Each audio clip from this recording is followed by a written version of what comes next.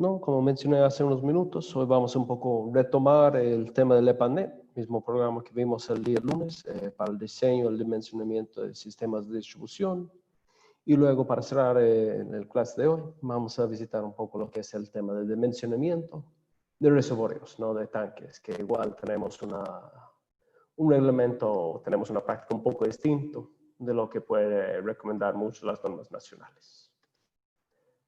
Entonces, primero, ¿qué va a ser nuestro caso aquí? Volviendo a EPANET. Aquí vemos una comunidad muy típico para la situación tal vez de las partes amazónicas de varios países, ¿no? Que es la comunidad de Zapallo, ¿no? Tenemos una gran planicie aquí, ¿no? Una cancha de la comunidad y todas las casas más o menos distribuidas en un arco aquí a lo largo del río Cayapas. Eso es en la provincia costera de Esmeraldas.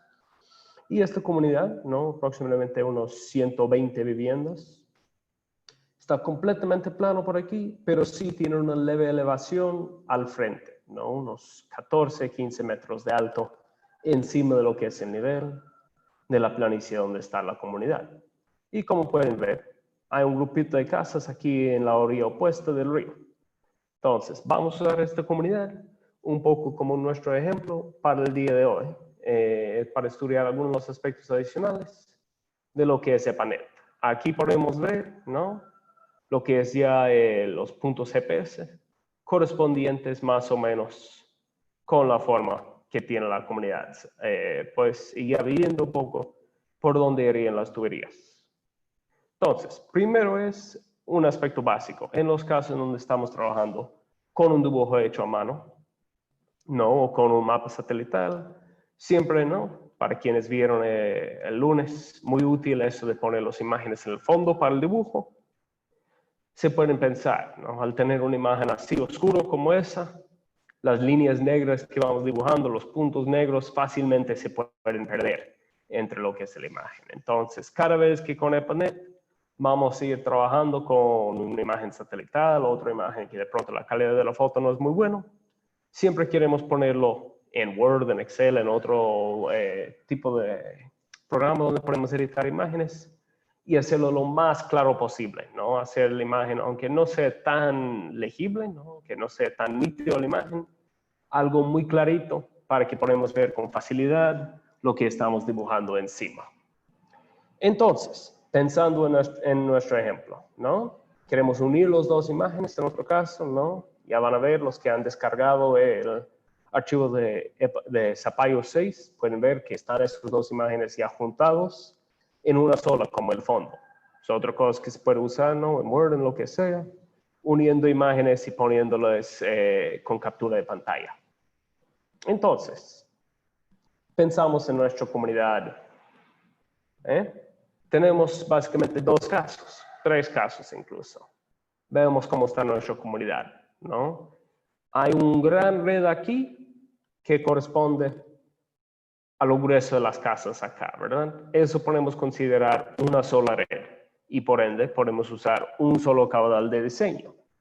Pero para las casas que están aquí al otro lado, ¿no? Que no medimos en esta imagen, por eso la pregunta, la marca de interrogación. Y para estos casos que están aquí al final, ¿no? Estos ramales básicamente requieren de su propio cálculo de caudal, ¿no? En muchos casos podemos simplemente calcular un promedio para todo el sistema y usar eso. En otros casos podemos calcular si tenemos varios ramales y no estamos muy seguros dónde va a estar el crecimiento en el futuro.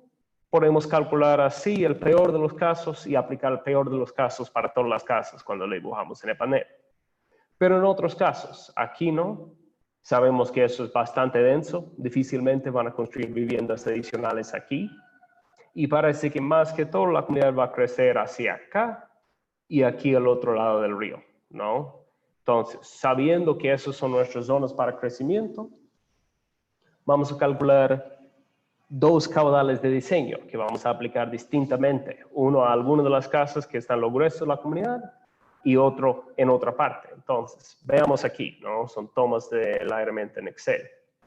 Aquí hemos calculado para 101 casas, que es cuántos tenemos así en lo grueso de la comunidad, a un 2% de crecimiento y 20 años de vida útil. Entonces, nos vuelve 150 casas al final de los 20 años, lo cual es correspondiente a un factor de multiplicación 6. Perdón.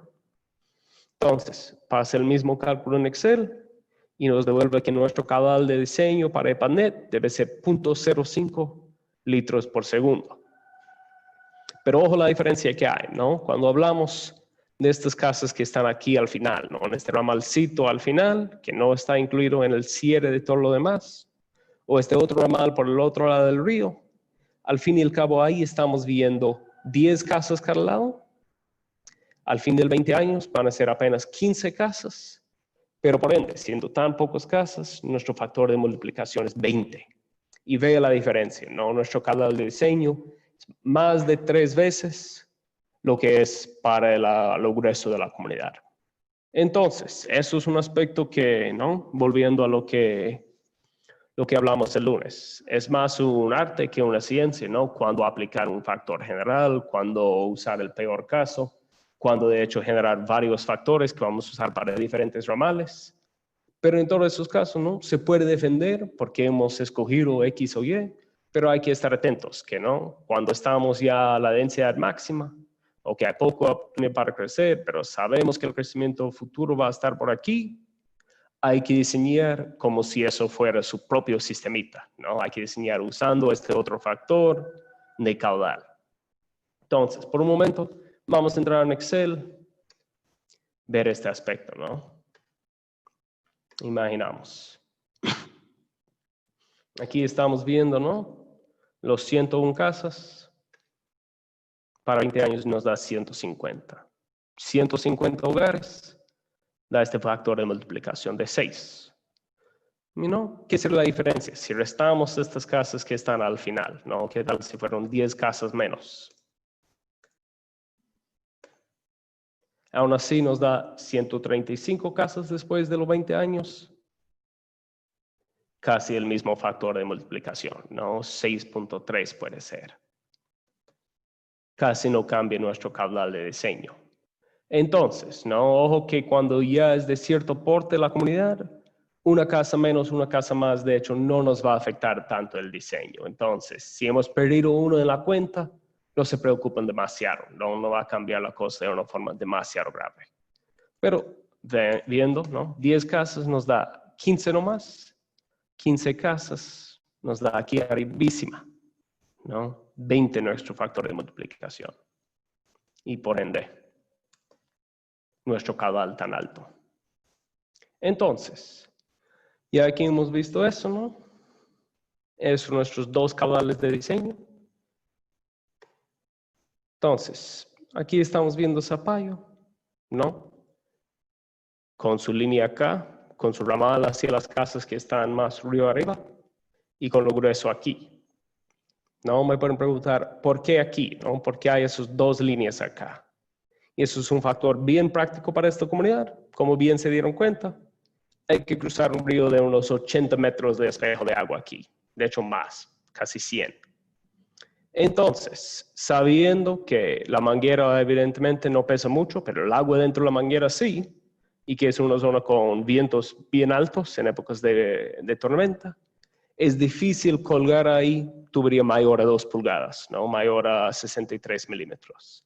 Entonces, ahí hay que pensar en múltiples puentes, ¿no? Cruces volados, peor aún con tubería galvanizada, y de ahí soportarlo lo mejor posible con puentes de cable volado. Entonces, por eso, en vez de cruzar una sola de mayor diámetro, hemos pensado en 2 por las dificultades del caso, ¿no? Por lo difícil que es pues, estirar a mano cable de 3/4 de pulgada o 1 pulgada incluso para aguantar todo el peso de una tubería de mayor porte. Y hablamos de la importancia de las redes malladas. ¿Y qué es mallada? Es decir, no tenemos solo esos ramales abiertos, sino que hagamos cierres. Y cuando hagamos esos cierres, vamos a ver, es como eso del pues, torre tembloroso, ¿no? No sé si ustedes lo han caído, pero básicamente vamos a ir sacando conexiones y viendo su impacto ahí en el rendimiento del sistema, en lo que está dando nuestro sistema, y así vamos a ir diseñando qué parte de nuestro red mallada es necesaria y qué parte de hecho es de ganas o es solo para crecimiento futuro. Entonces, ahora sí, vamos al EPANET. Quienes ya tuvieron chance de descargarlo, excelente, vamos ahí. Entonces, ya estamos en nuestro EPANET. Como se pueden ver, hemos cargado aquí la imagen de referencia, solo para que nos damos ahí cuenta un poco qué estamos siguiendo en cuanto al diseño de la tubería. Y podemos ver cómo hemos calculado nuestros puntos de consumo, ¿no? Aquí para la mayoría, vemos nuestra demanda base, aquí es para 7 casas, ¿no? 0.35 son 7 multiplicado por 0.05, mientras que aquí arriba estamos con una sola casa, ¿no? Solo un consumo de 0.05. Entonces, así sucesivamente, ¿no? Donde estamos agrupando casas, aquí no hay nada, solo un punto de división. Y aquí, en cambio, tenemos 0.3. Hagamos la mate, 0.5 multiplicado por ¿qué son 0.3? 6, ¿no? Aquí estamos agrupando 6 casas en este punto aquí. Y como se pueden ver, ¿no? Viendo el documento, saltando entre puntos, todos tienen la cota de 0. ¿No? Estamos asumiendo que todo eso es una gran planicie igualitaria, ¿no? Que ni caemos ni bajamos mucho. Y un factor que es muy importante para algunas comunidades, aunque el tanque está a casi 16 metros de altura, lo hemos bajado por un simple hecho, ¿no? Porque será aquí a solo 13.5. Es por el hecho de que la mayoría de las casas en esta comunidad son elevadas. Es una zona de fácil inundación, entonces las casas se construyen encima de zancos, ¿no? Encima de pilastras que tienen 1,5 metros, 2 metros de alto. Entonces, sabiendo que eso nos resta altura, en vez de dibujar cada punto con una cota de 2, es más fácil solo bajar el tanque, ¿no? A EPANET le da igual, EPANET solo nos calcula la diferencia. Entonces, eso es algo que aplica para ciertas zonas selváticas. En otros, toda la construcción va a estar en tierra y no es tan necesaria. Muy bien. Aquí en este otro ramal, ¿no? Donde tenemos únicamente 10 casas, vemos cómo lo estamos agrupando. 5 casas aquí, cada uno a 0.17, ¿no? En cuanto a caudal base. 5 por 0.17. 0.85. Entonces, agrupamos 5 casas aquí, otros 5 casas acá. Solo como prueba. Entonces, ahí estamos viendo ya un dibujo base. Invito a ustedes, ¿no? Jugar con este diseño un poco, ver si pueden encontrar mejoras, seguir encontrando algunos puntos como críticos ahí para el diseño. Pero ahora intentamos, ¿no? Molestar un poco con la idea. Pensamos, viendo el diseño aquí, ¿qué tal este diagonal, ¿no? Esos 200 metros, que básicamente estamos hablando de algo que cruce por esta parte un poco remontado, uniendo estas casas con estas casas. ¿Sería posible evitarlo? Vemos qué impacto tiene, ¿no? Y cuando veamos impactos, siempre queremos medirlo en el punto más delicado del sistema. Entonces, viendo nuestros colores, aquí ya hemos cambiado la escala para presión, ¿no? Menos a 4, como tenemos tan poca altura, aquí sí tenemos que aceptar la idea de que casi todos los hogares van a estar a menos de 10 metros de presión. Simplemente no está disponible, ¿no? Una situación que sí nos enfrentamos a veces en esos lugares bastante planos. Y podemos asumir, ¿no? Es una comunidad que tiene un tanque ya construido, y el costo para movilizar materiales para hacer un tanque elevado, movilizando los materiales por río, va a ser sumamente alto. Entonces, vamos a aceptar nuestros limitantes aquí en campo y trabajar con lo que tenemos disponible. Entonces, veamos cuál de nuestros casos es lo más débil. Aquí al final tenemos esta, ¿no? Una conexión que tiene únicamente 5.78 metros de presión, ¿no? Ya un poco preocupante. Vemos qué pasa con eso si decidimos no es necesario ¿no? Eliminamos esta tubería, ¿no? Eliminamos esos 200 metros de pulgada y media. Y ejecutamos otra vez. ¿Tenemos éxito? Y hemos bajado solo un poco más de 1 metro, ¿no? 4.58 en vez de los 5.70 que tuvimos antes. No está tan mal, ¿no? Entonces, y las casas aquí, igual, no estamos tan mal. Pensamos que eso de pronto podría ser una solución útil. Seguimos cortando, ¿no? Seguimos sacando pedazos de este torrecito.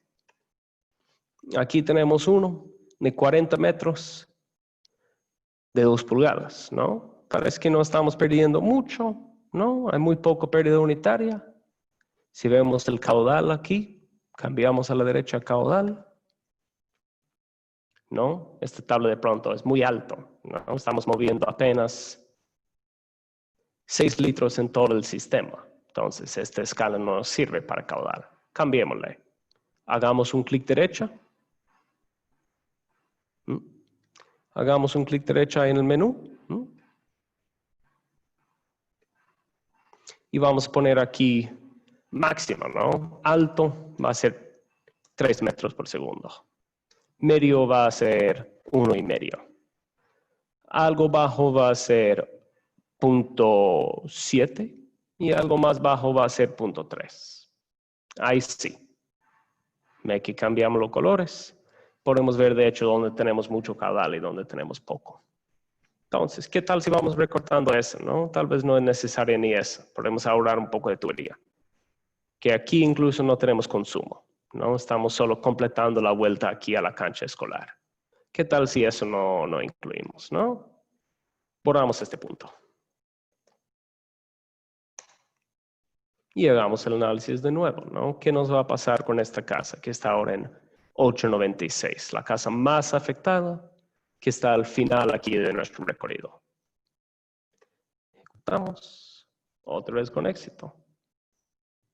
Y casi no hemos bajado, ¿no? 8.65. Hemos perdido casi nada de presión y hemos ahorrado toda esta tubería. Entonces, hemos ahorrado tubería, hemos ahorrado minga. Si el trabajo de mano vuelta, tal vez es excelente. Pero ojo, tenemos esta situación ahora, ¿no? Para el futuro. Pero ¿qué tal si nuestro crecimiento se concentra aquí? ¿Qué tal si en vez de tener una demanda base aquí de 0.1, en el futuro empezamos a construir casas en este barrio, ¿no? Empezamos a construir casas en esta parte que ahorita tiene solo unas pocas viviendas. Entonces, probamos esta situación a futuro, ¿no? ¿Qué tal si en vez de 0.1 tuvimos 0.3 litros por segundo, ¿no? 3 veces las casas. E igual aquí, ¿no? Quizá si no fueron 0.15, sino 0.45. ¿Sí? ¿Me están siguiendo? Me avisan nomás, ¿no? Veamos el cálculo. Perdón, sigue nomás. ¿Alguien tuvo un comentario ahí? No, pues sí te estamos siguiendo, pero yo estoy mirando todo. Con el programa, pues no soy capaz todavía, pero sí estoy viendo todo lo que está haciendo. Ok, excelente. No, aquí vamos a verlo. Entonces, ¿no? Vele, hemos aumentado un poco el consumo y de repente ya aquí no tenemos la presión tan linda que tuvimos antes, ¿no? Hemos bajado unos 3 metros de presión y ya estamos en un nivel un poco dudoso para el sistema. Y todo este normal por aquí igual. Ahora, ¿no? Donde antes tuvimos un solo punto celeste, aquí al final. Ahora aquí al final estamos apenas con 3.70 metros de presión, es decir, apenas está llegando el agua. Y todas estas casas tienen un servicio, pues, un poco inferior, un servicio donde sí se va a ver afectado si tenemos mucho uso de agua aquí en la parte central en algún momento. Entonces, pongamos un poco más de estrés en el sistema, ¿no? ¿Qué tal si aquí empezamos a construir un poco más también? ¿No? Pongamos aquí un par de casas más nomás. Todavía tenemos éxito, pero vea, nos va creciendo estos puntos de azul oscuro, ¿no? Va creciendo nuestro sector con pésimo servicio. Entonces, eso es como vamos generando un poco los cálculos de dónde necesitamos mallar hacia la red. Pero ojo, ¿no? Vamos haciendo cambios, obviamente vamos anotándoles, pero ¿qué tal si queremos volver a dibujar esta línea? Y no recordamos qué largo fue. Recuérdense, no hay cómo deshacer en EPANET, ¿no? Control Z no nos hace nada. Entonces, si queremos comparar entre una situación y otra, tenemos que guardar, ¿no? Bajo un nombre nuevo. Vamos a llamar este Zapallo 7. Y volver a abrir. Me avisen si pueden ver eso. Vamos a compartir el desktop aquí. Un momento. No. En EPANET, si solo vamos a archivo y abrir, nos van a cerrar el documento actual y abrir uno nuevo. Vamos a tener que ir aquí a nuestro menú. Empezar de nuevo el programa. Archivo y ahí abrir la anterior, ¿no? Aquí abrimos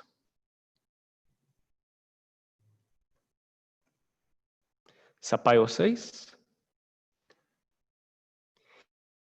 y ahora sí, en una ventana vamos a tener abierto Zapallo 6 y en otra ventana podemos tener abierto Zapallo 7. Me perdonarán al tener abierto el PowerPoint. Ahí estamos.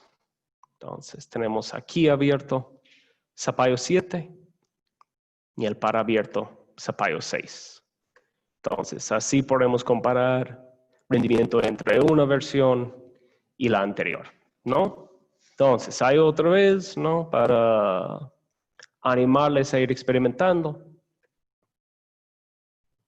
a ir probando con lo que es esta versión de Zapallo, ¿no? Mientras que van trabajando en lo que es la tarea. Entonces, unos pocos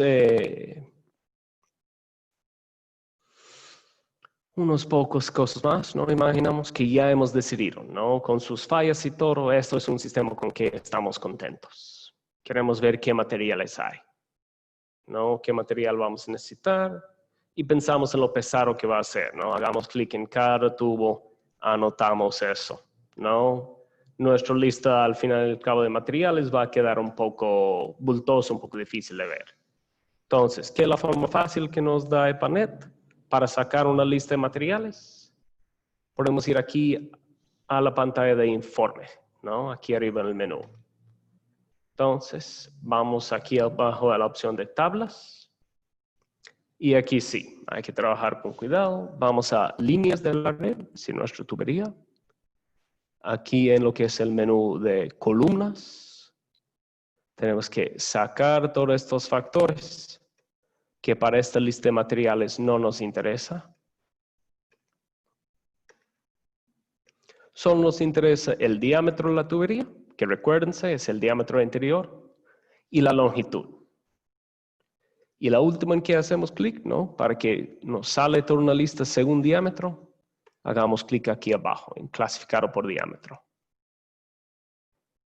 Aceptamos y nos aparece, ¿no? Desde más pequeño a más grande todos los tubos que hemos dibujado en el sistema según su diámetro interior. Ahora, yo he intentado varias veces exportar esta tabla de Excel sin suerte. Entonces, si uno de ustedes lo logra, estaría sumamente interesado en tener el dato. Yo generalmente tomo una captura de pantalla o a la vez voy sumando así estos valores de longitud para ya sacar un total de cuántos metros de tubería de cada porte tenemos, ¿no? Aquí, por ejemplo, 30, 50, 85, 106, 126. 126 metros de tubería aquí con diámetro interior de 22, ¿no? Tubo de 1 pulgada. Y así sucesivamente. EPANET nos permite generar una lista, no nada de accesorios, pero una lista general de las longitudes de tubería que hemos diseñado, ¿no? Entonces, si queremos hacer una prueba, ¿no? Viendo comparaciones entre tuberías, ve que podemos conectar dos tubos a un solo punto, ¿no? Para hacerlo visible, queremos interrumpirlo con algo así. Entonces, vamos a acercar un poco a nuestro puente, ¿no? Desde nuestro tanque a este punto de recepción, que no tiene consumo. Entonces, ¿qué vamos a hacer? Aquí hay un puente, 180 metros de 2 pulgadas.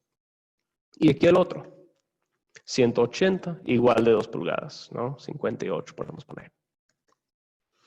Y para que sean visibles, porque, ojo, si dibujamos otra línea de aquí a acá, nos queda invisible, nos queda encima del otro y no hay cómo diferenciarnos. Entonces, ¿cómo escapamos? Dibujamos aquí un punto muerto, ¿no? Un punto que no tiene ni demanda ni cota, bueno, que tiene la misma cota que nuestra llegada, y dibujamos una línea que los conecta, pero que sea de apenas 1 metro de largo. Entonces, aquí estamos bromeando, aquí estamos básicamente inventando un tubo que no existe. Entonces, eso nos permite jugar con la idea de poner 2 tuberías que llegan a un solo punto. Y si queremos comparar, ¿qué nos pasa si de hecho tenemos una tubería que queremos agrandar, ¿no? ¿Qué tal si queremos probar un puente de 3 pulgadas? Pero no queremos borrar el otro, ¿no? Porque ahí perdemos el trabajo, de pronto olvidamos. En vez de borrarlo, simplemente reducimos su diámetro a casi nada, ¿no? A 1 milímetro. Vamos a hacer eso en un fideo y por ende no va a llevar nada de agua. Corremos otra vez la simulación. Y ahí ya todo nuestro agua está fluyendo por este tubo grande y nada por el fideo. Entonces, no lo hemos borrado, podemos ver los resultados y luego volver a hacer ambos del mismo diámetro sin tener que volver a dibujar nada. Eso nomás un poco ejemplo de lo que se puede hacer ahí en EPANET con una simulación de una comunidad relativamente sencilla, pero que sí beneficia de tener algunas mallas cerradas.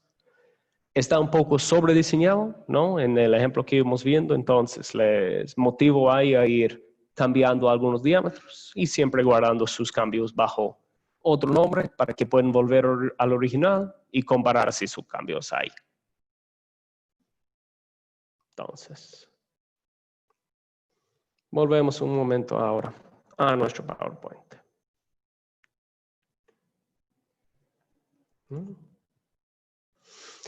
Nos puede preguntar, ¿no? Hemos visto ya 2 ejemplos, 3 ejemplos de hecho, pero ¿por qué no estamos dibujando cada conexión, ¿no?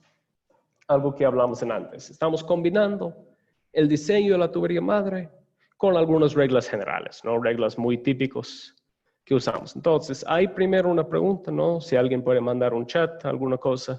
Si hay alguien que no usa así collarines o incluso test para tener derivaciones hacia sus casas individuales, ¿no? Si alguien tiene una práctica en campo que se ve distinto al uso de collarines, que sean pegables, que sean los cables, ¿no? Según cada país, según los materiales que hay disponibles.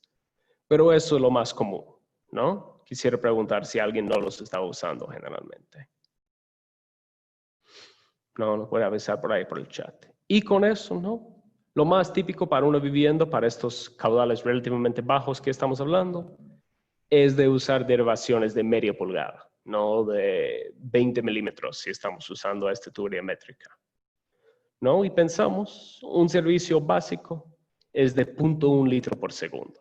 Y no, yo creo que es bastante útil para todos entender de forma muy práctica qué es 0.1 litro por segundo. Entonces, les recomiendo, ¿no? Aquí después del taller, aquí que tomamos un descansito así, llevarse una botella de 1 litro, vaya al grifo que tiene ahí en la casa o más cercana y vaya jugando un poco con el grifo para que en 10 segundos, ¿no? Se puede tomar el tiempo con su celular, se puede tomarlo contando así paulatinamente los 10 segundos, se puede tomarlo con su reloj, pero vaya viendo cómo se siente 0.1 litro por segundo, ¿no? Para que se llene aquella botella de 1 litro en 10 segundos no más. Y se van a ver, ¿no? Es un caudal relativamente digno, ¿no? Es un caudal de que nadie va a quejar si eso les llega. Pero ahí empezamos a pensar, ¿no? En nuestras comunidades, ¿cuántos puntos de uso simultáneo vamos a necesitar? ¿No? Y es muy común pensar por lo menos en 2. Yo por lo menos vivo en un departamento que está en el 3er piso. Cuando yo jalo la cadena del inodoro, me baja el caudal en el lavamanos, ¿no? Es decir, no tenemos que estar ahí apuntando a la perfección, pero sí, queremos todavía tener caudal en ambos, ¿no? Y eso es la idea de entender de forma muy práctica cómo son estos caudales. Entonces, para una derivación así en media pulgada, normalmente pongamos hasta 30 metros de esta conexión. Si alguien tiene una práctica en campo distinto, me interesaría mucho saberlo. ¿Y por qué eso? ¿No? Porque la pérdida unitaria es de 7 metros para cada 100 metros a un caudal de 0.1 litros por segundo para este diámetro, ¿no? O si tenemos tubo de 20, ¿no? Si no usamos manguera de polietileno o tubería de polietileno en su país, ahí es incluso un poco menos, ¿no? Aquí estamos viendo únicamente 1.5 metros de pérdida por cada 100 metros de corrido. Entonces, en 30 metros nomás, aquí estamos perdiendo 2 metros de presión y apenas 0.5, ¿no?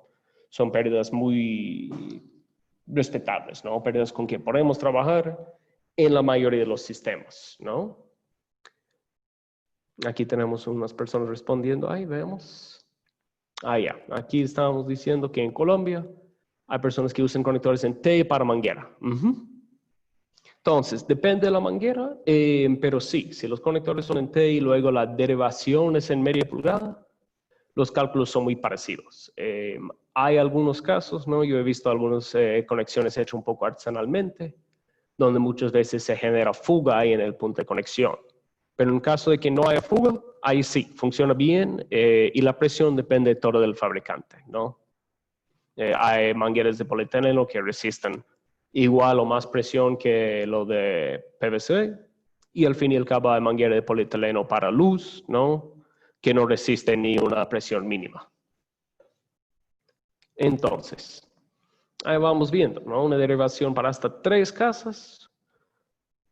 Se puede usar derivaciones de 1 pulgada, ¿no? Estamos hablando de tubería PVC de 32 milímetros o de 1 pulgada así en manguera de polietileno, ¿no? Su país puede diferenciar, hay lugares donde se llama la de 25 milímetros, 1 pulgada. Yo he visto incluso la de 40 milímetros llamado 1 pulgada. Entonces, ojo ahí, ¿no? Que nuestras pérdidas siempre estamos calculando con diámetros interiores en milímetros. Y si tenemos preguntas, ¿no? Si tenemos dudas de cuál va a ser nuestra pérdida ahí, EPANET nos permite fácilmente calcularlo, ¿no? ¿Cómo vamos a calcular una pérdida? Vamos a generar un punto que tiene nuestra demanda así arbitraria, ¿no? Vemos este caso aquí. Queremos ver qué es la demanda, perdón, qué es la pérdida para 0.1 litro por segundo. Aquí en manguera, vamos a decir, de media pulgada nomás, ¿no? Diámetro interior de 12. Hagamos clic aquí en la línea, ¿no? Pongamos la línea, estamos viendo pérdida unitaria. Y ahí lo vemos. 100 metros por kilómetros, es decir, 10 metros por cada 100 metros de recorrido, con un diámetro interior de 12 milímetros, ¿no? Mientras que para manguera de 1, hagamos lo mismo. Allá se ve, ahí hemos bajado a 5.24 metros por kilómetro o medio metro por 100 metros de recorrido, ¿no? Entonces, así con EPANET fácilmente podemos, bueno, no tan fácilmente, pero podemos generar todas estas tablas que nos dan así los fabricantes de pérdidas según caudal.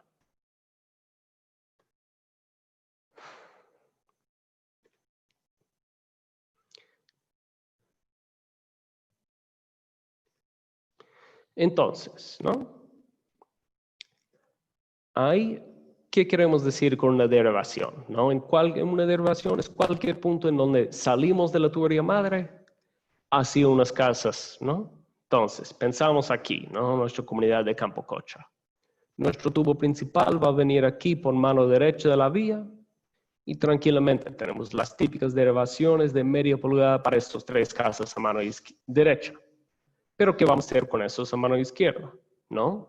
Una opción, como son menos de 30 metros, podemos poner que cada uno sea su propia derivación de media pulgada y se curva por ahí. Pero igual de fácil, podríamos hacer una derivación central de 1 pulgada desde la tubería madre, cruzamos la vía y aquí nos dividimos para estas 2 casas, ¿no? Ahí ya recién dividimos para media pulgada. Entonces, eso un poco lo que estamos viendo con la idea de derivaciones, pero nos lleva a una consulta, nos lleva a una duda ahí.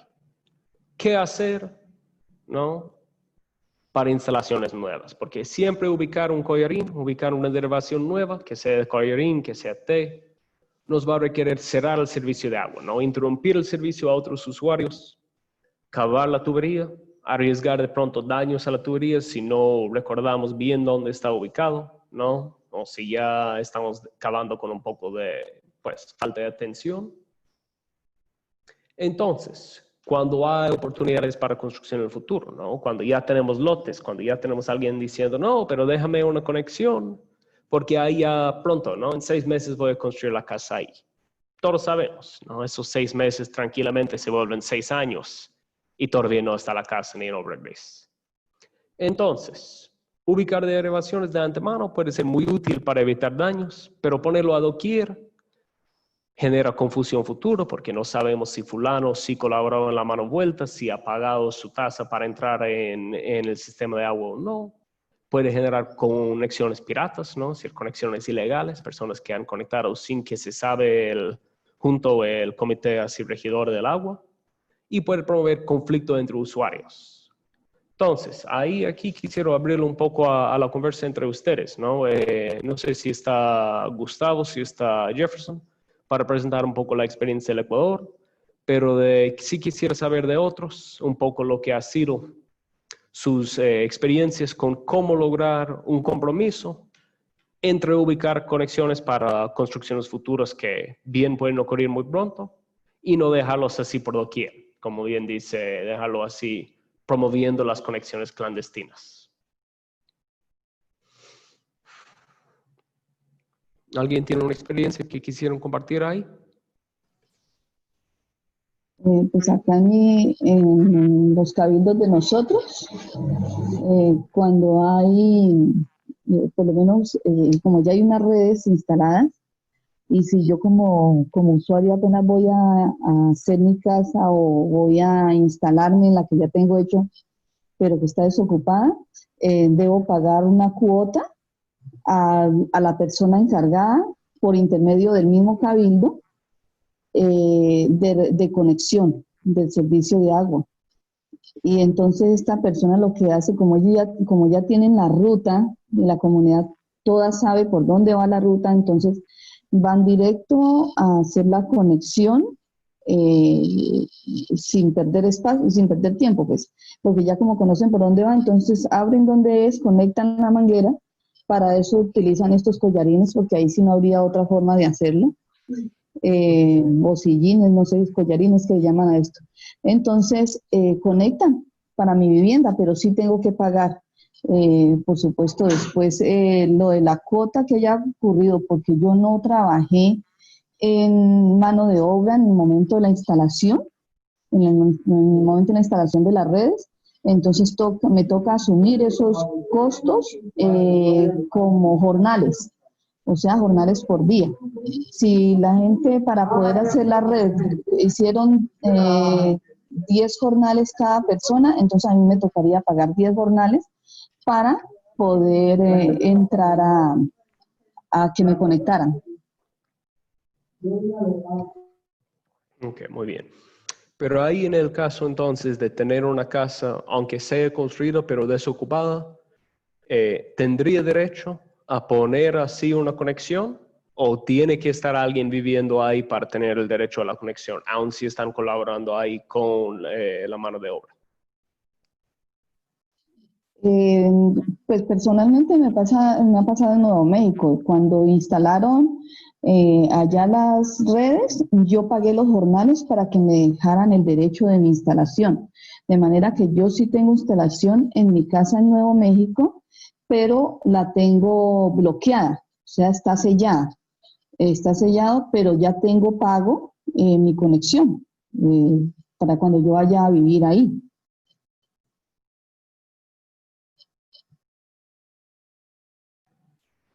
Muy bien, ¿no? Ahí en los comentarios el compañero Rodolfo nos menciona que en su municipio tiene que sacar un permiso de planeación, pero solo vende el derecho cuando hay permiso de construcción, ¿no? Entonces, por lo menos hay habiendo un poco más de formalidad en lo que es el manejo ahí de la construcción, solo habiendo ya este compromiso, imagino ya un trámite que se han hecho, de pronto un gasto que se han hecho para sacar este permiso de construcción, así le da derecho a hacer la conexión, ¿no?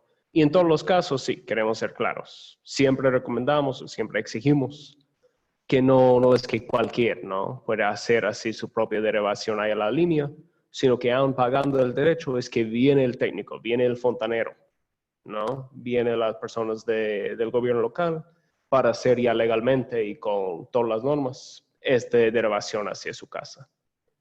¿Alguien más que tiene un ejemplo de su comunidad o de los lugares donde están trabajando para cómo se están logrando este compromiso entre conexiones para lugares donde todavía no hay viviendas o hay viviendas pero no hay personas viviendo?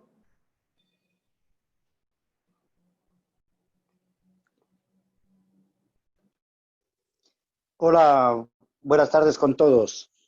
En este caso, es recomendable trabajar bastante en lo social, hacerle entender al usuario de que es un beneficio común, porque quien pone así donde no viven hace un daño, hay pérdida de fuerza y pérdida de carga, de cantidad de agua, y no se benefician los que realmente necesitan. Entonces, nosotros lo hemos considerado como un trabajo social, un trabajo fuerte que hay que hacerlo con la comunidad para que cada uno utilice las conexiones adecuadamente y le dé uso, porque si no le va a dar uso, es mejor suspenderle, porque va a estar pagando el rato que ya tiene la conexión, va a tener que obligatoriamente pagar el consumo, así no la utilice. Entonces, no tiene sentido de que se le dé una conexión, pero eso es un trabajo social que hay que hacerlo con mucha dedicación.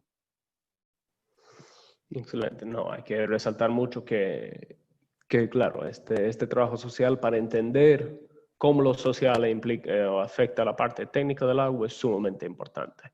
El compañero Juan Carlos dice que en Puno se paga el derecho de la conexión inicial y ahí quisiera preguntarlo, compañero Juan Carlos, ahí entonces pagaron el derecho, de ahí tienen que empezar pagando un consumo base, aun si todavía no tienen ninguna construcción, ningún uso de agua ahí, o con el pago del derecho se pueden ya poner la derivación antes de tener cualquier consumo y antes de tener que pagar cualquier mensual.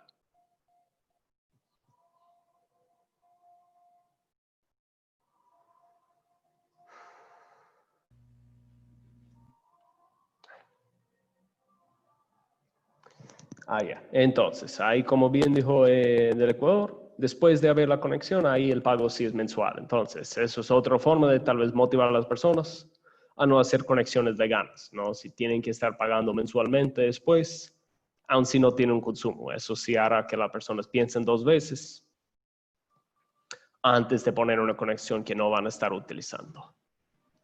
Bueno, ahí pasamos a otro aspecto ahí en la instalación inicial, que son las válvulas de control, ¿no? Según su experiencia en campo, ustedes pueden decir qué tan frecuente por actividad sísmica, ¿no? Por daños, por uso de maquinaria en la zona, qué tan frecuentes son las fallas así en la tubería, pero suele ser útil tener una válvula de control que nos permite cerrar el paso del agua aproximadamente cada 500 metros, ¿no? Para ver cuando hay un daño o cuando hay que hacer una conexión nueva, no tener que cerrar absolutamente todo el sistema.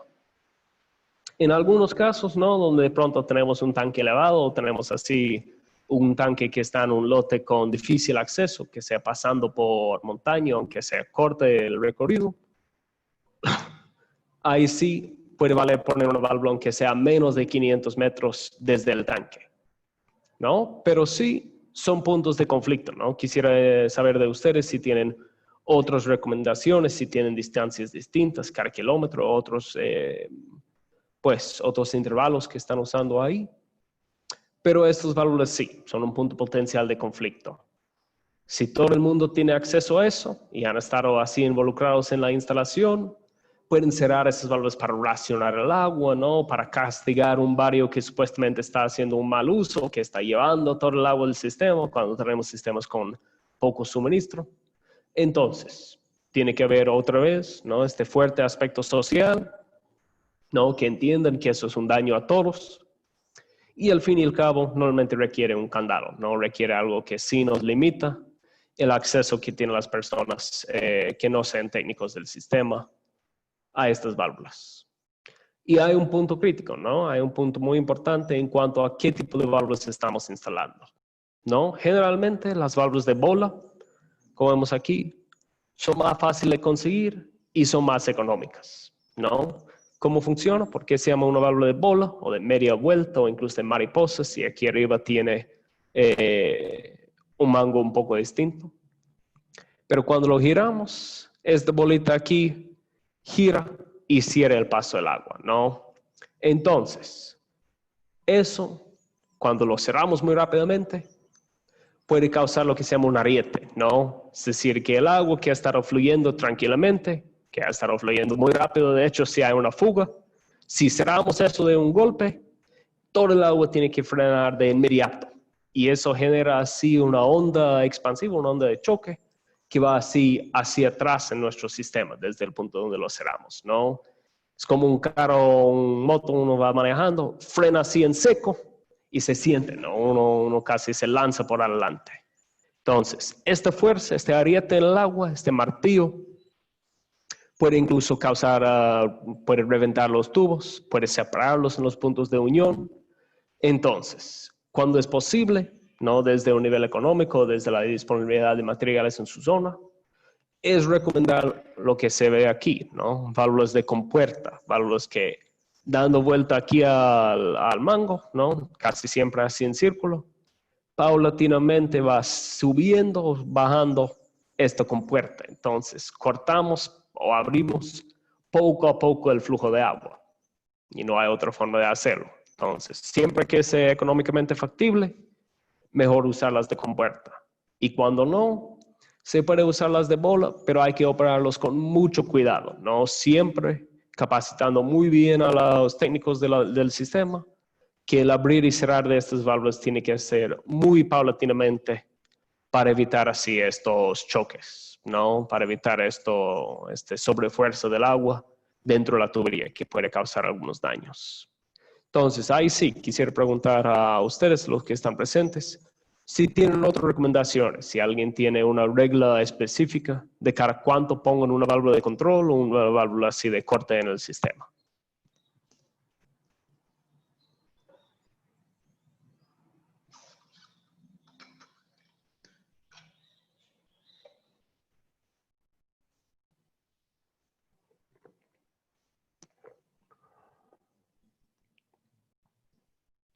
¿No tenemos? Sam, habla Freddy de Fedicam. Mira, Sí, tenemos. es cierto lo que tú dices, ¿no? Que esto puede ser, digamos, las válvulas pueden ser algo de conflicto social. Si la gente no está bien entrenada, digamos, para que sepa que la intención es para hacer reparaciones o para alguna otra cosa que sea necesaria, pero cuando ya esto se ve como una medida de castigar a alguna gente por aquella razón, esto ya es un conflicto pues serio. Eso se tiene que tener mucho cuidado. Nosotros lo que en realidad acostumbramos es ubicar las válvulas por sectores, ¿verdad? Hay un sector que podemos hacer una reparación, entonces ahí, al entrar a ese sector, ponemos una válvula para hacer la reparación. No tenemos, digamos, una especificación. Se puede hacer, pero no hay una especificación de decir cada tantos metros vamos a poner una válvula de pase. Sino que si a un sector, si vamos a una reparación en ese sector, bueno, ahí colocamos una una válvula. Es la experiencia que tenemos acá nosotros. Y siempre es correcto de pensar, ¿verdad?, que esa válvula debe estar protegida, que debe ser una sola persona la que tenga la llave, que se evite al máximo de que esto sea un problema social al final. Exacto. Y en lo cuanto que sea posible, según su recorrido en el sistema, que eso sea en un punto que no sea de mucho tráfico, ¿no? Que no sea una atracción para las personas a andar ahí cerca de la válvula donde se puede ir jugueteando con eso. Sí. Muy bien. Okay. Muy bien. Entonces, ¿tenemos alguien más que quisiera compartir un poco su experiencia ahí con las válvulas de control? Aquí tenemos, a ver.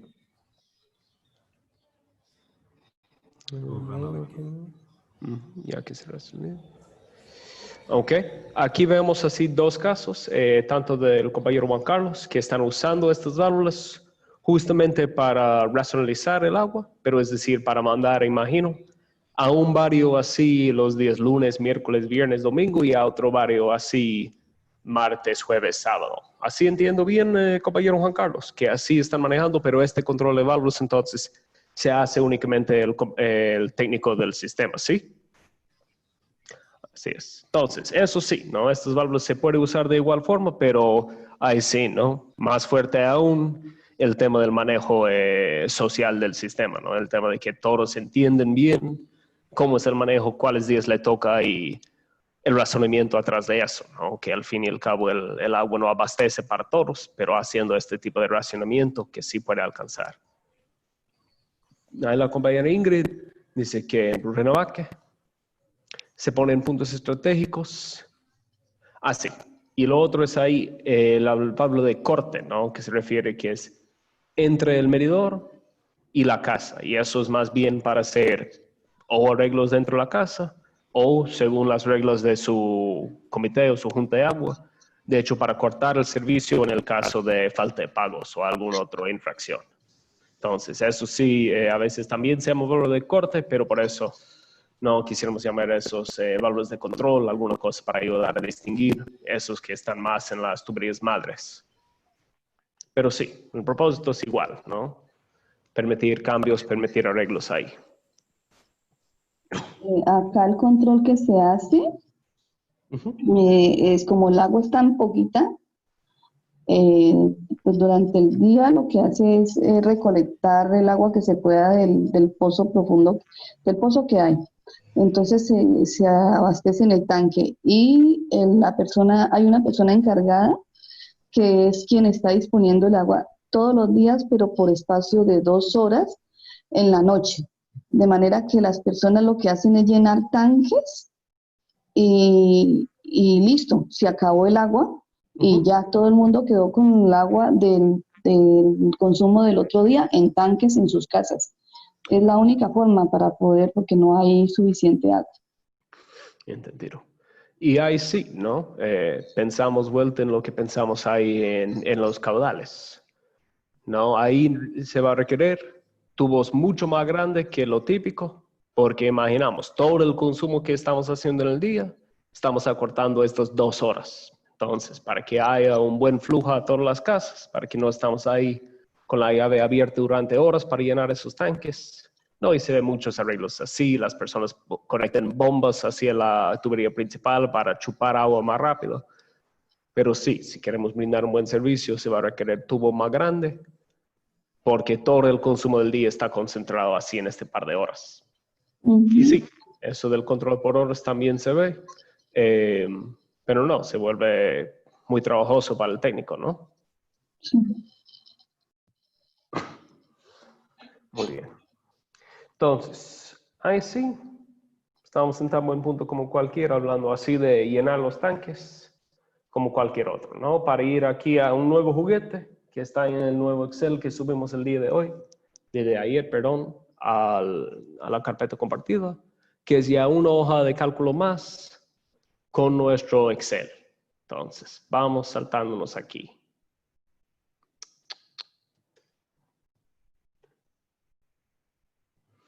Entonces, se va a ver lo mismo, ¿no? Los mismos datos comunitarios que antes, el mismo caudal de diseño que antes, el mismo bosquejo, ¿no?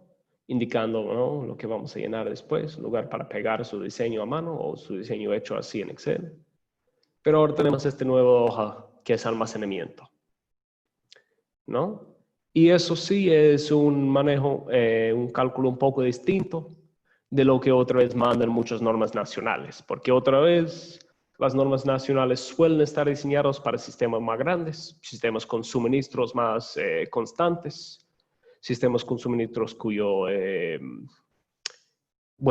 caudal no sea un limitante así para el consumo de la comunidad. Entonces, empezamos aquí con lo que es básicamente la demanda, ¿no? Llenando los mismos datos comunitarios. Empezamos otra vez con Campo Cocha, ¿no? Su mismo crecimiento, su misma población, su mismo uso de agua de 100 litros por persona de día, nada de escuela, nada de salud. Entonces, ahí tenemos nuestro consumo. Eso se transfiere automáticamente aquí en metros cúbicos, ¿no? Cada metro cúbico son 1000 litros. Y aquí pongamos nuestro suministro, ¿no? Que hemos medido el caudal. Puede ser aquí si es por gravedad, ¿no? Lo que sale de los filtros, si tiene, como va a requerir casi siempre filtros cuando es por gravedad. Podemos poner lo que asumimos aquí, o se va a cargar automáticamente de otra pestaña que estamos en proceso de traducir, que se llama filtración. Podemos poner aquí punto 3. Aquí abajo es para sistemas con bomba.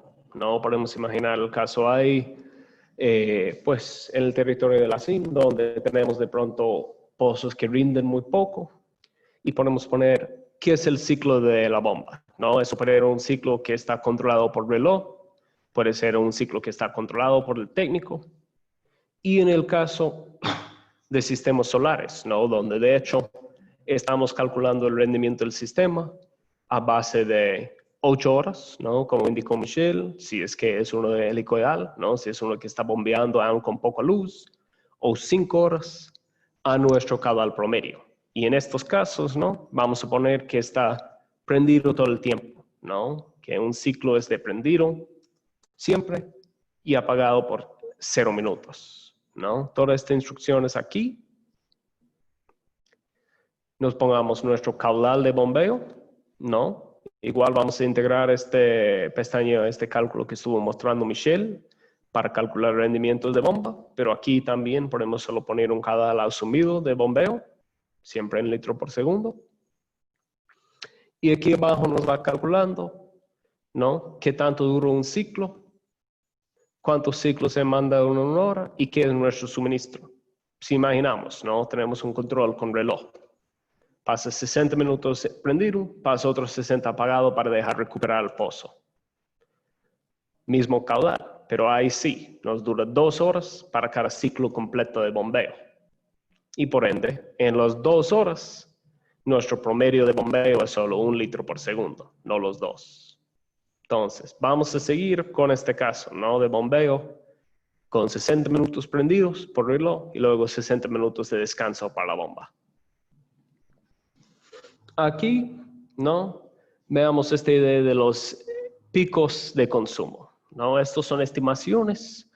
Si alguien tiene datos reales de su comunidad, sería de sumo interés, porque eso es algo que sí, queremos seguir descifrando, queremos seguir entendiendo mejor cada vez para las comunidades donde trabajamos. Pero imaginamos, ¿no? No es que el consumo del agua sea igual durante todo el día. Tenemos algo, tenemos algo como esta tabla aquí de la demanda. No, de la medianoche hasta las 4 de la madrugada, de hecho, no tenemos un uso de agua.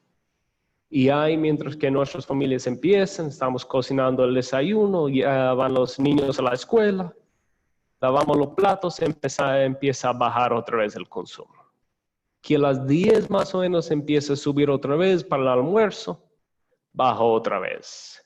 Y lo mismo, llegan del trabajo, se van a bañar, sube otra vez y hasta las 10 de la noche ya se ha apagado. ¿No? Es una tabla que nosotros estamos sugiriendo. Si ustedes tienen datos locales que sugieren de otra cosa, excelente. ¿Cómo lo vamos a redibujar? Cambiando así estas cifras aquí arriba para recordarnos. Y ve cómo se sube esta montaña aquí a la derecha, ¿no? Bajámosle otra vez. Ve que se bajó. Y tenemos aquí un chequeo, ¿no? ¿Es igual a 100% o no? Nos falta todavía. Ahí sí. Tenemos un rápido chequeo, ¿no? De hecho, tenemos suficiente agua para cumplir con la demanda. En este caso, sí. Pero si bajamos el caudal, ve que ya no, se cambia a rojo. Entonces, hay un chequeo inicial para asegurar que sí tenemos agua suficiente. Entonces, aquí en esta tabla nos permite escoger nuestra fuente, que sea continuo, ¿no? Es decir, desde una fuente por gravedad, en cual caso ya vamos a usar este número aquí arriba.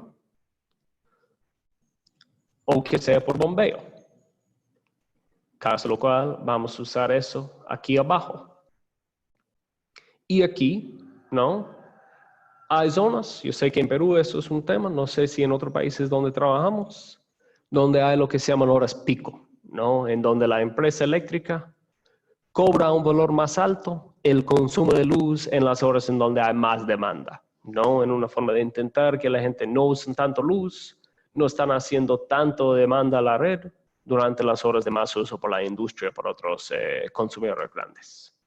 Entonces, nos permite aquí seleccionar en cuáles horas vamos a estar bombeando y en cuáles no. Entonces, lo mismo, para una bomba solar, únicamente lo vamos a tener prendido aquí durante las horas solares pico, ¿no? Que ustedes sabrán, pero de 10 a 4 tal vez, o de 10 a 3, ¿no? Y en esos 3 horas pico de sol, vamos a tener prendido, on, la bomba, y ve que aquí ya nos llega nuestro suministro, lo que está llegando al promedio durante nuestro bombeo ahí. Entonces, estamos, como digo, eso es un borrador. Estamos súper abiertos a recibir su retroalimentación, los cambios que ustedes están sugiriendo aquí para esta tabla, porque queremos que eso sea algo útil, algo fácil de usar para todos. Entonces, vamos a seguir con el ejemplo de bombeo, ¿no? Vamos bombeando aquí de noche. Lo apagamos aquí en la mañana, lo prendemos otra vez aquí a las 8 de la mañana hasta las 11, luego apagado hasta la tarde. Y aquí en esta tabla abajo, veamos cumulativo nuestra demanda, aquí en azul, y nuestro suministro en anaranjado, ¿no? Y aquí tenemos de hecho demasiado. Podemos ir recortando un poco, ¿no? Necesitamos menos horas de bombeo. Y ve que se va acercando hasta que estamos más cerca. Entonces, ¿qué nos permite aquí abajo? Es tener calculado exactamente el reservorio mínimo en metros cúbicos para que nunca esté seco, ¿no? Que es lo que siempre intentamos evitar cuando tenemos un suministro constante. Y eso sí es un tema, por ejemplo, Libia para el caso ahí. Sistemas que están constantemente llenando y vaciando, no solo obviamente, ¿no? Es un uso pues muy difícil para los usuarios, que requiere que lo estamos almacenando en las casas, que al final eso también es una fuente de otros contaminantes del agua, ¿no? Podemos tener agua que sale del sistema bien limpio, pero si cada uno no tiene muy limpios sus tanques o sus pomos en la casa, es otra fuente potencial de contaminación del agua. Entonces requiere un control mucho más exigente por cada familia. Y lo otro es, al estar vaciando y llenándose constantemente, la tubería se daña mucho más rápido, ¿no? Hay estudios que se daña hasta 30 veces más rápido la tubería cuando está pasando por constantes ciclos de llenar y vaciar. Obviamente, ¿no? Hay casos en donde simplemente no hay agua, ¿no? Entendemos eso muy bien, pero eso solo como otro de los potenciales líos en que nos centramos al tener sistemas que están siempre vaciando y llenándose.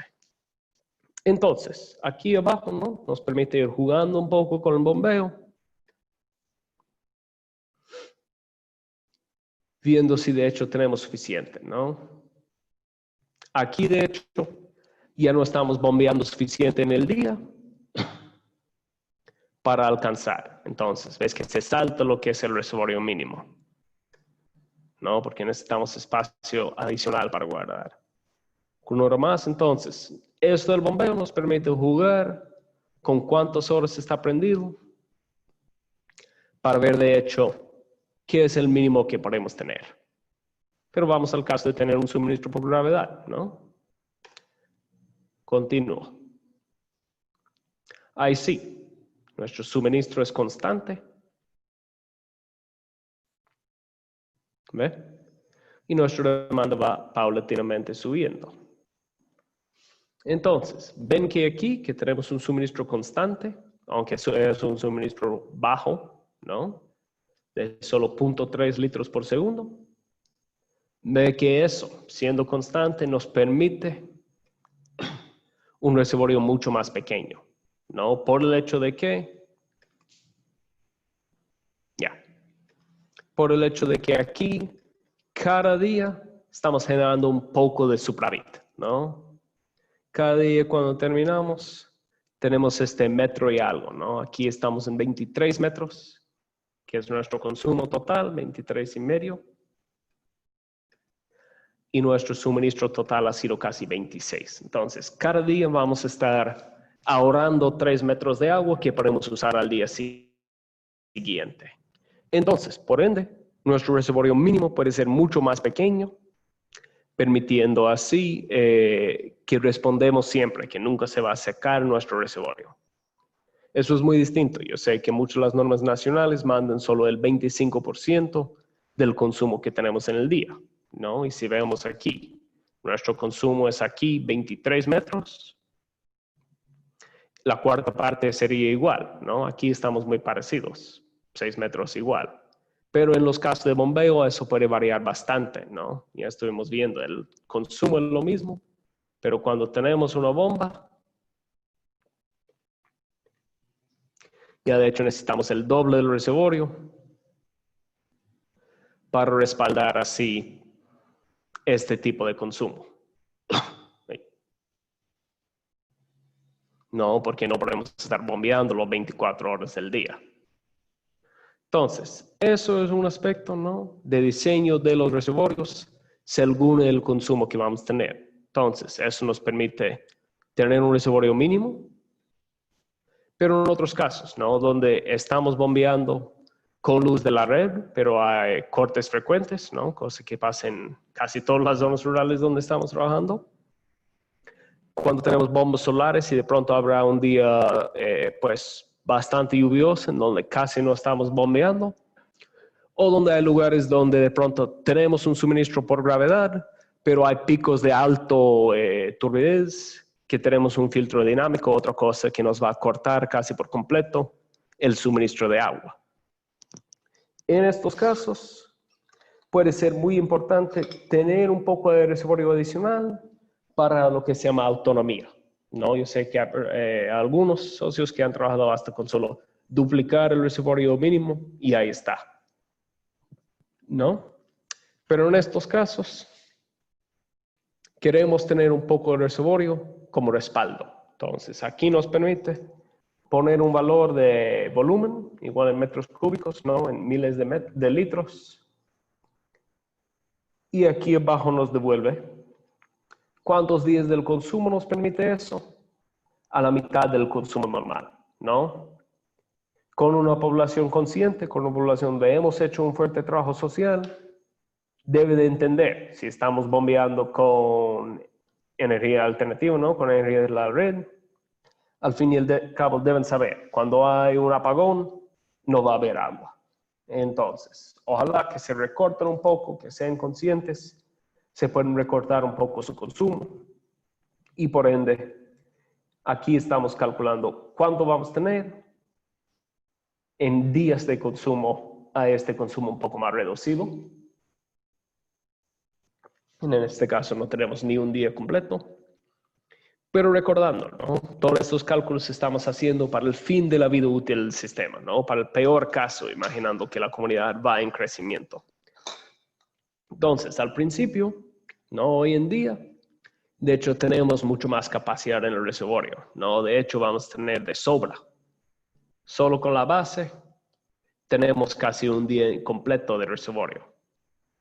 Entonces, ahí es la idea, que vamos diseñando, sí, para los 20 años, pero en el caso especialmente de trabajar con tanques de plástico, trabajar con tanques de pronto que sean más fáciles construir en paralelo, en serie, podemos pensar que eso es modular, ¿no? Que vamos a construir los reservorios necesarios para 5 años ahora, si tenemos reducido el presupuesto, y a los 5 años ver si se puede volver con los mismos recursos que ha recaudado la comunidad para la operación de su sistema, a ir aumentando reservorios, ¿no? Aumentando espacio para que cumpla ahí para los 10, para los 15, para los 20 años del sistema, ¿no? Pensando que los reservorios, de hecho, se puede hacer una expansión muy fácilmente, ¿no? Hacer un tanque más pequeño, especialmente lo de plástico, no es ningún trabajo adicional comprar e instalar otro tanque, ¿no? Con los de mampostería, obviamente el cálculo es distinto, pero cada uno de ustedes conoce bien la realidad en su país y los costos de construcción. Entonces, hay que considerar cuando tenemos el presupuesto limitado si de hecho podemos dejar el reservorio como algo que vamos a hacer crecer en el futuro. Y por ahora solo hacer como a corto plazo, pensando que sí, donde va tuberías, donde va cosas que sería sumamente difícil volver a modificar, eso sí, diseñamos de ley para los 20 años, sino para más, pero que el reservorio se puede dejar un poco más limitado. Entonces, otro escenario aquí en cuanto a consumo es la idea de tener solo 2 picos de uso, ¿no? La idea de dar a ustedes la misma herramienta de cálculo, pero con picos de consumo que se ven un poco distintos, ¿no? Ustedes si tienen datos de su comunidad, se puede ver cuál responde más cerca, ¿no? Más de cerca con lo que es su realidad. En caso de no tenerlos, creemos que eso aquí es relativamente acertado, ¿no? Primero aquí, a base de los pocos datos que hay para comunidades pequeñas, creemos que eso puede ser una estimación honesto en sistemas donde tenemos, sí, servicio los 24 horas. Entonces, aquí abajo, ¿no? Solo por si acaso, si queremos comparar opciones, tenemos un calculador de volúmenes de tanque, ¿no?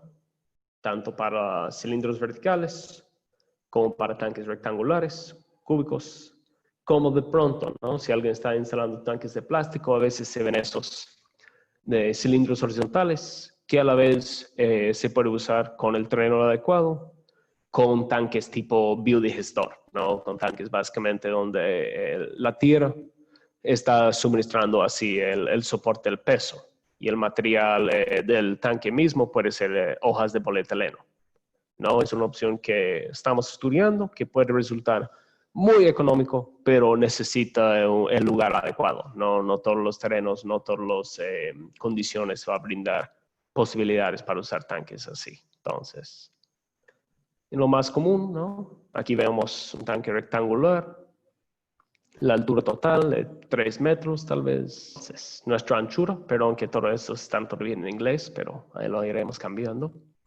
Entonces, el ancho, vamos a imaginar 2 metros. ¿Qué tan largo es? Vamos a imaginar igual 3 metros. Y aquí el F, ¿no? La altura hasta el rebose, es decir, la altura útil que tenemos en el tanque, porque son muy pocos los tanques que nos permiten llenar a ras, ¿no? Normalmente el rebose está aquí, faltando unos 10, 20 centímetros para la parte más alta. Entonces, vamos a decir que falta 20, 2.8 metros. Y de un solo tanque. Entonces, aquí abajo nos va a devolver qué es el volumen total del tanque, qué es el volumen útil, ¿no? Es decir, qué es de hecho el espacio que podemos llenar con agua y qué es la capacidad total. Si son 2 tanques así, ya se duplica el número acá. Entonces, un calculador bien sencillito para ver eso. Y aquí calculamos con un factor de seguridad de 5%. Entonces, por si acaso, si está bien aquí el cálculo de nuestro suministro, o si de hecho hay algo que no va bien, ¿no? Si estamos muy al ras con nuestros cálculos y si de hecho nuestro consumo tiene un pico más alto, vamos a vaciar el tanque. Entonces, ahí sí Quisiera como los consultas que de pronto tienen ustedes sobre esta tabla. Veo que ya tenemos un par de preguntas en el chat. Entonces, ahí veamos primero de Juan Carlos, que los bombeos con energía alternativa.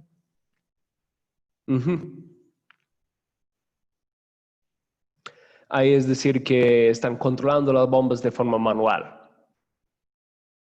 Y es verdad, ¿no? La capacitación para el técnico en cuanto al uso del automático sí es, no es otro paso ahí, pero en algunos casos resulta con un cumplimiento mayor, ¿no? Depende mucho de la forma de vivir del técnico o la técnica ahí, y si de hecho son capaces de andar ahí controlando la bomba todas las veces, ¿no? Nosotros hemos visto en algunos casos sistemas donde los ciclos de bombeo son cortos y se rehusan los técnicos de estar ahí yendo cada hora de pronto a apagar la bomba, ¿no? O resulta que bombea demasiado y rebosan los tanques, o al revés, ¿no? Que el técnico ha ido a trabajar ahí en su finca y se secan los tanques porque nadie más está operando la bomba. Por eso sí, no estamos recomendando o exigiendo ninguna fórmula automática, pero ofreciéndolo como una opción. Aquí igual, ¿no?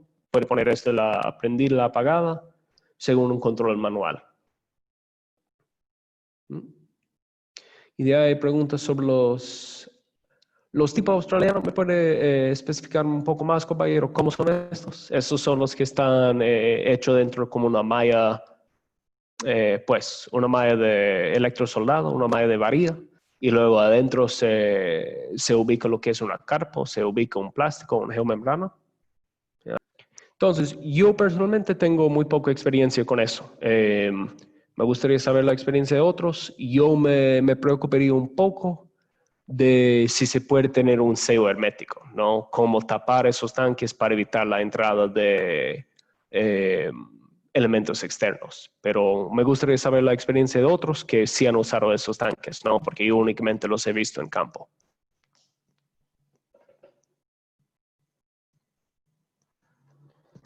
¿Alguien tiene experiencias con formatos alternos de tanques, de reservorios de agua?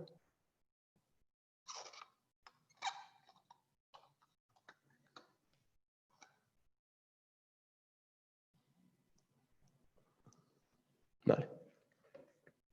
Y eso justamente es la idea, Juan Carlos. La idea es dimensionar esos tanques para evitar por completo el vaciado. Entonces, eso es la idea de necesitar estos picos de consumo lo más realísticos que pueden ser. Entonces, si quiere ver de pronto cómo sería un caso peor, no hagamos un pico más alto. Pongamos que el pico de la mañana sea el 40%, ¿no? Y veamos si aguanta el tanque. No, ahí sí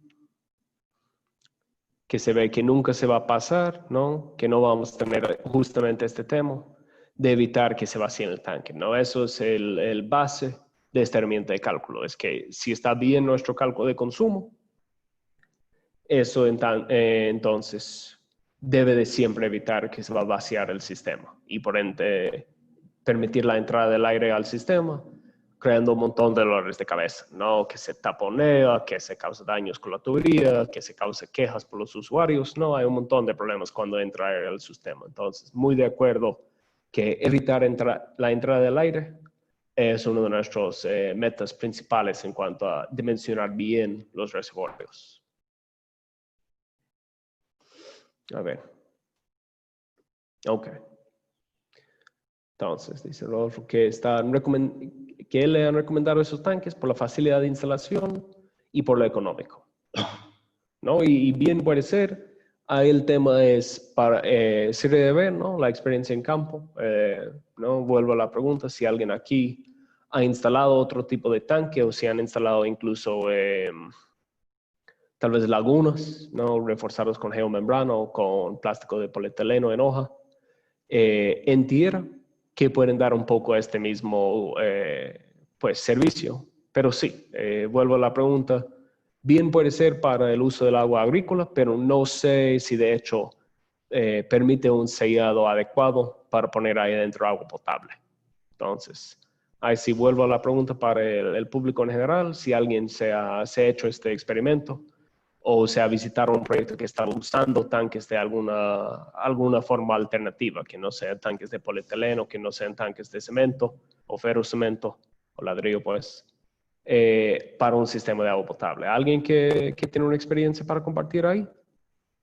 Acá en Santander, ahí en la misma finca Nuevo México, para el caso de la escuela, que ya sabes, tiene 300 niños estudiando ahí. Entonces se recolecta el agua, se mantiene la que se alcanza a recolectar en tanques, en unos tanques cuadrados. Es que yo no sé qué materiales son esos tanques cuadrados, pero son plásticos. Un plástico bastante grueso y eso viene tapado, eso viene con sus tapas, no tiene exposición externa. Samuel, Edwin de Renovaque. Excelente, sigue nomás. Ya, quiero preguntarte lo siguiente. A ver, estamos nosotros por hacer un sistema de agua ya en Ixiamas, con nuestro proyecto obviamente, pero el caudal es bastante alto y el que nos ha diseñado justamente la ficha técnica nos ha recomendado que tal vez inclusive no tendríamos un tanque de almacenamiento. ¿Qué opinas al respecto? Es decir, si el caudal es suficiente, bien, puede dar un suministro a la comunidad. Ahí más es un tema de cloración, ¿no? Y eso depende obviamente, según la calidad del agua, recomendamos normalmente la cloración. Si la comunidad lo va a rechazar, bien, ¿no? Obviamente no tiene sentido instalar algo que nadie va a utilizar. Pero es muy difícil clorar adecuadamente en línea, ¿no? El cloro necesita un tiempo para actuar, entonces necesitamos un tiempo, exacto, donde está quieto el agua, donde puede estar actuando el cloro, porque si no, puede haber baja cantidad de cloro en los momentos de alto consumo y en los primeros momentos del día, de pronto la gente puede estar consumiendo agua demasiado clorada por el hecho de estar ahí. Entonces, ahí sí es de diseñarlo tal vez solo según la cloración, y esto es algo que podemos ir viendo en adelante. No la próxima semana, sino la siguiente, vamos a estar ya viendo este tema de tratamiento de agua, y ahí podemos volver a esta pregunta de cuánto reservorio, cuánto tiempo necesitamos así quieto el agua para que pueda funcionar el cloro.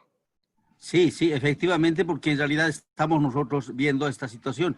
Claro, para la cloración sí necesariamente tendríamos que tener solamente para la cloración el tanque, no para almacenamiento, porque en realidad igualito va a salir porque tenemos bastante caudal. Es otra preguntita más, si vale, aprovechando el tiempo, ¿qué recomiendas? Nosotros estamos utilizando tanques de 20,000, 10,000 litros de plástico.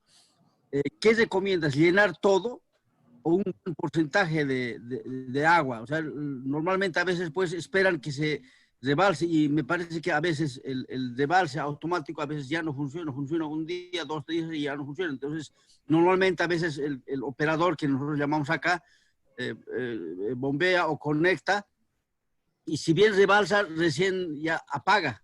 Entonces, ¿está bien eso o es necesario que llene 3/4 partes, como hace rato decías, en los tanques rectangulares? Nosotros utilizamos acá tanques cuadrados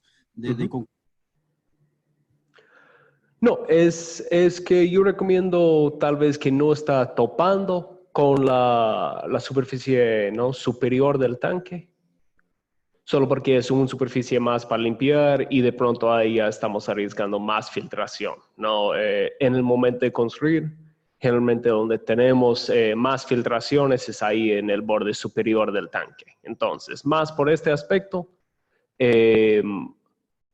que recomendamos poner un rebose, y no es del 3/4, no, es básicamente dejando unos 10, 20 centímetros hasta el borde superior del tanque. Y en los casos de los plásticos redondos o de los otros tanques plásticos, normalmente el fabricante tiene como una recomendación, pero lo único, no sé, personalmente el único problema que yo he visto con los tanques plásticos es que al llenarlo el 100%, se hace fuerza contra la tapa, ¿no? La tapa quiere flotar y al fin y al cabo puede terminar forzándose la tapa y deformando el plástico del tanque. Entonces, por eso es importante poner así un rebose, pero sí, que el control, si el técnico está siempre atento y puede estar ahí observando cuando se llena el tanque, excelente, ¿no? Eso es un sistema que funciona bastante bien, si es que los controles automáticos, radares se llaman en algunos países, pero los controles eléctricos no están funcionando.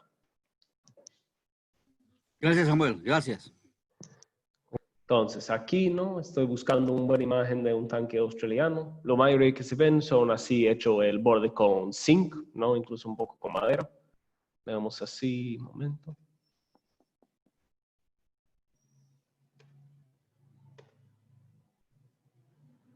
Entonces, ahí se ven ustedes, ¿no? Una variedad de opciones en tanques disque australianos, ¿no? La idea de tener un borde que soporte un poco el peso del agua, ¿no? Que sea madera, que sea zinc, ¿no? Que se venden así especial para este propósito. Que sea una malla hecho muy parecido, de hecho, a lo que es la varilla para un tanque de ferrocemento. Y luego lo que va al interior es plástico o geomembrana. Entonces, lo que dicen los compañeros, ¿no? Una opción bastante económico. Ahí sí, ¿no? Tenemos la pregunta de cómo taparlo, ¿no? Cómo evitar la entrada de material ajeno en el caso de usar eso para agua potable, porque mucho lo que se ve aquí para periodos de estiaje, ¿no? De pronto para usos no de consumo humano, pero de pronto para uso en servicios higiénicos, para uso en la agricultura, o para uso así anterior a cualquier sistema de tratamiento, ¿no? Si queremos tener reservorios grandes así, que luego paulatinamente podríamos ir alimentando a un reservorio cerrado donde vamos a tener agua ya tratada. Así es, muy de acuerdo, no tanto para estos samoranos, ¿no? Tipo australiano, pero igual, ¿no? Para cualquier tanque de cemento, tener una buena preparación del subsuelo, ¿no? De la base que va a soportar el peso del tanque, es de suma importancia. Imagino aún más así en los australianos. Eso es por el hecho de que si hay un pequeño así desperfecto en la tierra, puede causar que se concentren las fuerzas, puede bloquearse así el plástico.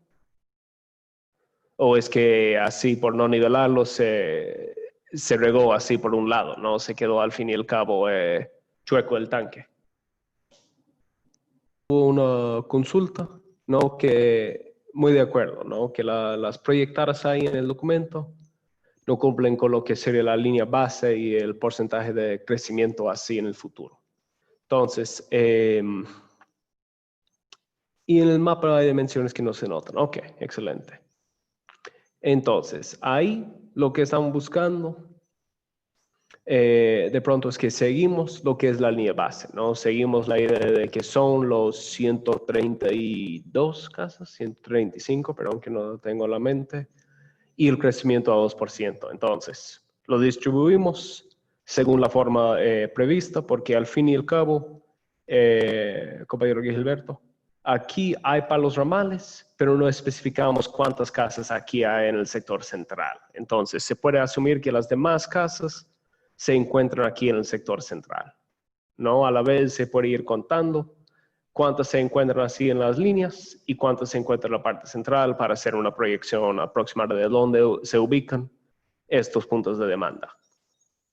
De ahí se dice que hay algunas dimensiones que no se ve muy bien. Al fin y al cabo, ¿no?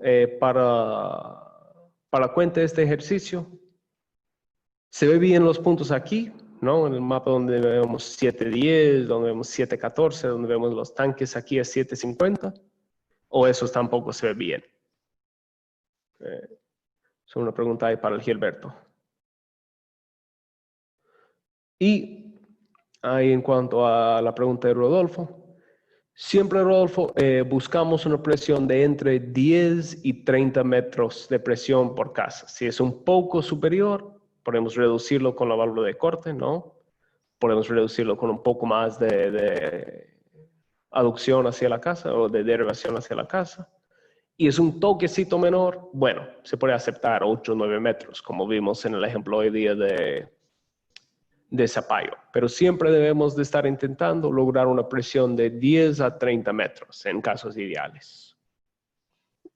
Una pregunta, Sam. Claro. Dentro de los sistemas utilizan esas válvulas universales. o sea, para como temas de mantenimiento, en temas de, sí, especialmente como para mantenimientos, porque siempre la válvula universal le permite a uno hasta estar haciendo los empates y los desempates sin tener que estar, sin luchar tanto con cierre de válvulas y esas cosas. Sí. Generalmente las universales solo vamos a usar en los componentes que están a la vista. Entonces, en el caso de tener un pase elevado, en el caso de tener así un puente, alguna cosa, se puede pensar un universal ahí, aunque de hecho vamos a poner pues muy pocos puentes, entonces no es absolutamente obligatorio ahí, aunque sí puede ayudar. Y de ahí de ley en las válvulas de salida del tanque, si las válvulas que vamos a poner ahí de servicio, ¿no? Las válvulas de corto servicio, ¿no? El medidor en sí tiene sus universales. Si vamos a poner válvulas dentro de cajas de válvula, especialmente con puertas, ¿no? Válvulas que se puede fallar o que van a fallar al fin y al cabo con el paso del tiempo. Ahí sí, es bueno poner un universal ahí para que podamos sacar este componente en el futuro y instalar uno nuevo sin tener que romper la caja que lo rodea. ¿No? Y eso es algo que al fin y al cabo muchas veces olvidamos o muchas veces vemos sistemas construidos sin eso y vemos luego arreglos muy chuecos para resolver esos problemas. Entonces, un buen punto ahí que donde tenemos accesorios que pensamos que vamos a tener que cambiar, en los tanques especialmente y en otros puntos muy contados, puede ser útil el uso de válvulas universales. En los medidores, ¿no? En las conexiones domiciliarias, siempre hay que recordar que estas tuercas que tiene el medidor típico son universales en sí, ¿no? Son demasiadas las instalaciones, incluso municipales, que uno se ve que tiene el medidor y luego después universal. Y al fin y al cabo es como tener puesto, pues, tirantes y un cinturón, ¿no? Se necesita solo uno de los dos.